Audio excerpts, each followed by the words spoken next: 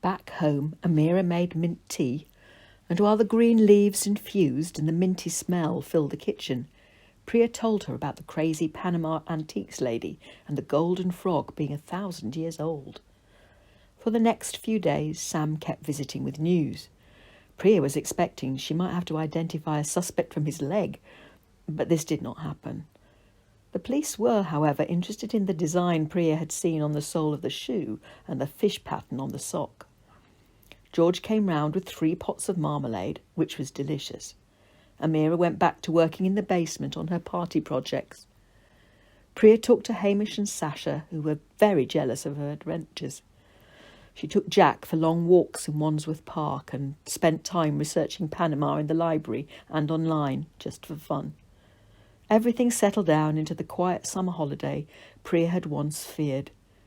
Now it felt comfortably safe. Nothing exciting, but nothing frightening. A news report came out with a headline, "Gold Frog lost and found in Frogmore." Priya's mum had asked that their names should not be used. Reading it, Priya felt as if the adventure had happened at a distance to someone else. One day, Priya had been at George's with Jack, pickling spices, when she arrived home to find her mum looking shocked, holding a letter. Sam was there, grinning, so she knew not to worry. "I brought news and a letter," he said. "We've caught the man who came through the ceiling. We arrested him yesterday, and the nasty scrapes on his leg and the mark you described on the sole of his shoe confirmed it." And he confessed. This did not seem a reason for her mum to look shocked. "What's in the letter?" Amira passed the letter to Priya. As she read it, Priya sat down too. She was so surprised she felt very shaky. Panama Antiques had written to thank her again and offered a trip to her and her mother to show how grateful they were. An all-expenses-paid trip to Panama at the end of the holiday. Sam was offering to look after Jack. "You said something might happen," Priya said to her mum, and it did.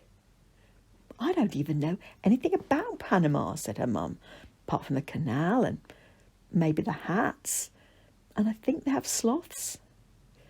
"You can look for sloths," said Priya, though she loved sloths too, "but I will be keeping an eye out for frogs."